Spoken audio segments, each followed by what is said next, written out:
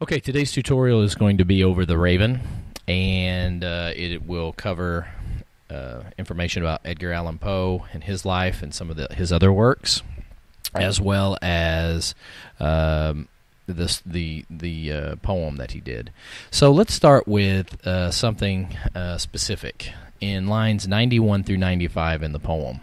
Okay, and those lines basically start, "Prophet, said I, thing of evil, prophet still, if bird or devil, by that heaven that bends above us, by that God we both adore, tell this soul with sorrow laden, if, within the distant Aidenn, it shall clasp a sainted maiden, whom the angels name Lenore, clasp a rare and radiant maiden, whom the angels name Lenore," quoth the Raven nevermore.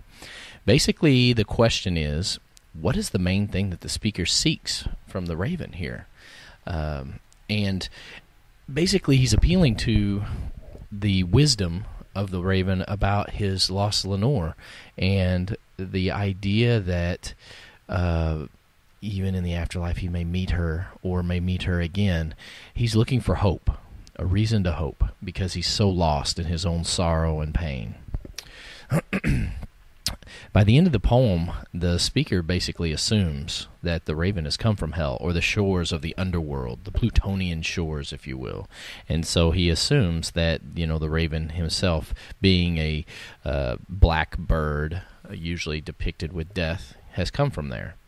In the poem, the bust of Pallas is most probably intended to represent, wisdom or reason. Why? Because when it floats up there, it is a half statue of the goddess Athena, who is the goddess of wisdom.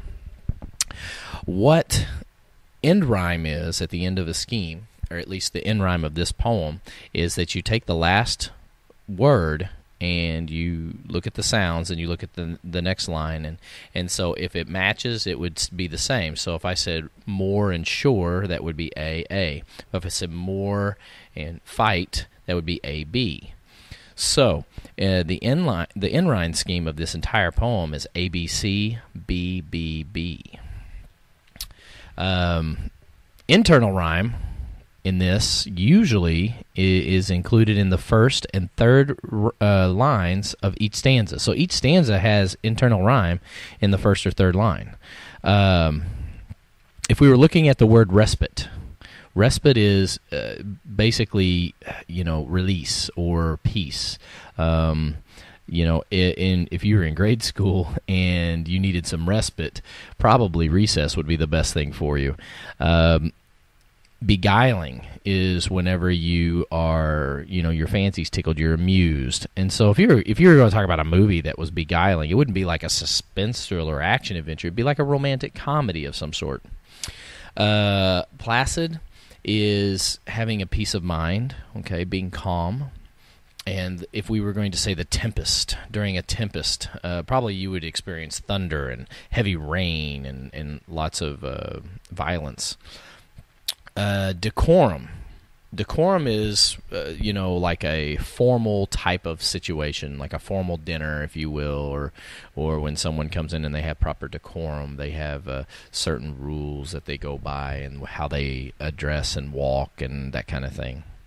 At the beginning of the poem, the speaker is immersing himself in books of surcease of sorrow, and the reason why is because he's trying to forget, or at least distract himself from the thoughts of Lenore. The tapping, though, at the very beginning, when we hear it, makes the speaker feel, threatened and startled. I mean, he's not angry. He's not hoping of anything or comforted by it. I mean, he's kind of scared in a sense. After all, it is midnight. The Raven brings the speaker basically continual reminders of his lost Lenore, because he continues to talk about Lenore in this poem.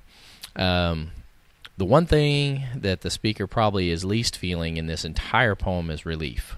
In fact, he's stressed, he's full of sorrow, he's depressed. Relief is not something that he gets. And Poe probably, intended for the Raven to best represent the finality of death. The idea that once death has occurred, it is final. There is no going back, there's no second chances, there's nothing but an end. In general, when you have words that are most often repeated, this is repetition, and the one word that's repeated over and over again, which is very catchy, is nevermore. Even though it's said in many different ways, it has different meanings as well. Let's see.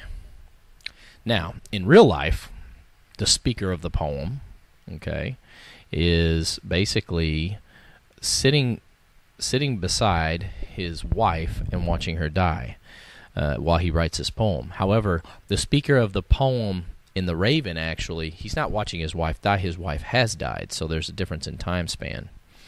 The poem takes place in a bleak winter night in December at midnight. In real life, Poe's mother, when she died, was 24 years old, and his mom, his surrogate or adopted mother, and wife all died of the same condition, which was tuberculosis. When Poe married Virginia, she was 13 years old. The kind of writer Poe was, he's a psychological writer. He uses fear as one of his elements. At the end of the story of The Pit and Pendulum, the main character basically is freed, but we don't know if he's really freed because of the psychological damage that might be done to his mind already from torture. The greatest element in The Pit and Pendulum that Poe uses is darkness, the torture of darkness, not being able to see what's coming. In Telltale Heart, the thing that upsets the main character the most is the old man's eye. Although he says he loves the old man, the eye is something that's bothering him. And his position, I guess, or his job was, he was the caretaker of this old man, kind of like a nurse. When Poe died, he died in Baltimore, Maryland. And as far as The Raven, he wrote 18 stanzas. So there is 18 different stanzas.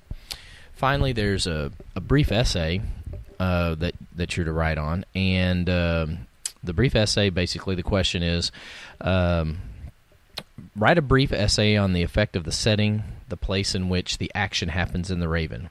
How does it affect the main character or characters? Your short essay must be in chunking format, which is a minimum of 5 sentences. You must use examples from the story and be able to use the book for this specific question, or, in our case, the wiki. Keep in mind that the setting is very important. Look at it. It's at night. It's during the winter. Winter always represents the finality of life, just as spring represents birth or rebirth or renewal, and the summer is supposed to be the strong time and the happy time of your life, and then the fall, things are starting to wind down, but then winter always represents the end of things because it's cold and it gets dark earlier. It's darker outside and longer than any of the other days of the year. Midnight is the witching hour. It's as late as it gets. It's the toggle between a new day and an old day, and you've got the cold of December mixed with the time of day, and the author who is still upset thinking about his wife. He's been drinking. So alcohol plays a part in it as well as far as the setting goes. He is alone in his own chamber, and there's ghosts and memories floating around this place. And when I say ghost, not a real ghost, but like the memory of a ghost, which is his lost love, and the shadows that are, because it's nighttime, the fire casts a shadow, so the setting allows that to be a powerful image, especially with the curtains moving because the wind's blowing through the windows a little bit and open cracks, and there's movement. It sets an eerie, depressing mood. And then when you hear that there's a knock at the door, it's hard to imagine being dead solid midnight of winter, and somebody comes knocking very gently on a door.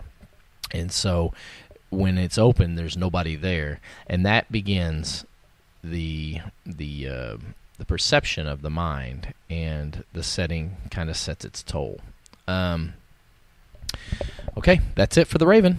Good luck, and remember, take your time.